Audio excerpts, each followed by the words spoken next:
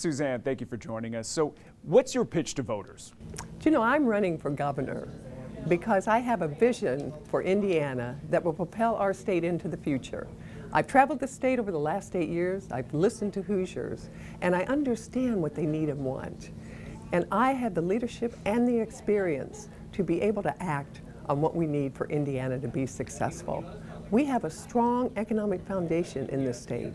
The next chapter in Indiana's history will be about our quality of life. And how would you compare yourself to your fellow running mates at the moment? Well, I wouldn't speculate on anyone else. I will tell people why I'm running, and it's because I have a clear vision that focuses on quality of life. As I said, we have a strong economic foundation, but the next chapter in our state's history will be about quality of life. And I will improve the quality of life of Hoosiers by focusing on 4 building blocks for the future: growing our economy, investing in education, strengthening our families and communities, and then transforming government. We've accomplished a lot in this state, but with my vision for the future, we can accomplish even more. Is there one specific goal or project that you have that you see as kind of the shining light pointing towards that quality of life goal? Do you know, one of the things that I've been responsible for as Lieutenant Governor through one of the agencies that I oversee, OKRA, is that we've been responsible for expanding broadband throughout Indiana.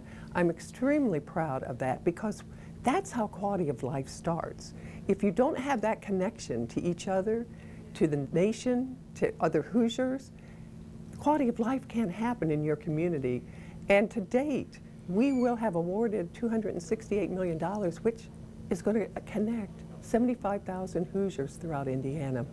But when I talk about quality of life for the future, it's not only about the destinations that we have. It's also about the quality of life that we enjoy as Hoosiers every day. And 2 areas that I think we can focus on in the future is mental health and addiction, and then of course our public health. Because we're not necessarily a real healthy state, and we rank 48th in the country for our spending on public health. But 1 out of 5 Hoosiers struggles with mental illness or addiction.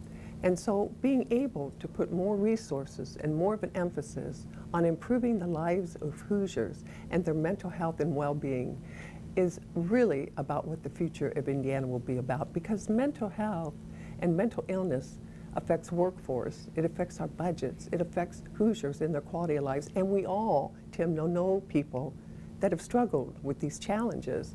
And my family's no exception. My mother suffered from depression. My sister, she committed suicide. And then my brother we buried in November, he was an alcoholic.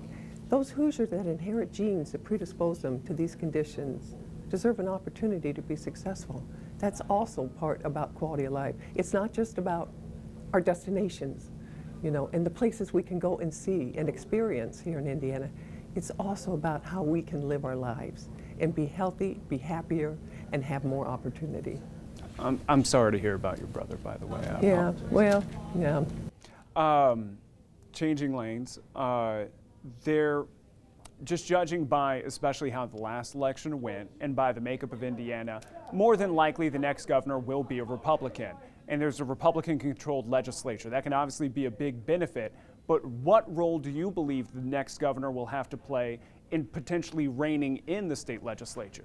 Well, you know, being a former legislator, I understand how the legislative process works, and I understand how legislators approach that legislative process.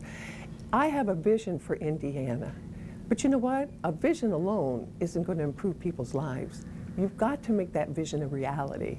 And my relationships with the Indiana General Assembly as a former state representative and now as president of the Senate for the past 6 years, I have those deep relationships where together we'll be able to implement that policy that will improve the quality of life for Hoosiers. I feel very confident in that because, again, it's not only about your vision, but it's about the relationships. I was a local elected official. I was a county auditor and a county commissioner. I have those relationships with local elected officials. I was a legislator. I have those relationships. It's about how we can leverage those relationships to make things happen and improve the lives for Hoosiers. Well, and to put a finer point on that, when then Governor Mike Pence was in office, there was the Religious Objections Bill, which drew a lot of criticism from international brands. Then under current Governor Eric Holcomb, there was the most recent abortion restrictions, which even Eli Lilly said may force it to grow outside of the state. Are there any areas on either the social side or any kind of political side that you worry that the state legislature may be going too far and against the state goals? Well, you know what we have to understand and appreciate is those legislators, the senators and the representatives, are elected by the people that they serve. And the people actually have them there to be their voice in the General Assembly. I think we have to be respectful of that. But probably one of the most important things we can do as we start down that path towards improving quality of life is ensuring that we're growing our economy with good paying jobs so that Hoosiers have that opportunity to be successful. And then how do we have the education for our children so that when they graduate from high school, they'll be prepared for that next step in life, whether it's enlistment, employment, or enrollment. We have to better align K through 12, higher education, workforce development, and then economic development. So it's almost like the package. You can't pick out one thing and say, this is the most important thing for Hoosiers and for the future of Indiana. But it's all those things working together that will allow us to be able to continue to innovate and trailblaze for the rest of the country. And I just have a final question, and I'm going to apologize before I ask it, because it's a question that the other candidates I bet I know what you're going to ask. are not going to get asked, which is Indiana's never elected a woman as governor. Is it ready to make history? Do you know, I never see myself as a woman candidate. I see myself as Suzanne Crouch, someone who tries to work the hardest they can, who tries to do things to improve other people's lives, and then carry a message to the voters that hopefully resonates, and then once in office, work hard and roll up my sleeves. So I don't ever see myself as a female candidate. I see myself as the best qualified candidate to deliver results for Hoosiers. I'll let Hoosiers make that decision. Final thought? Do you know what?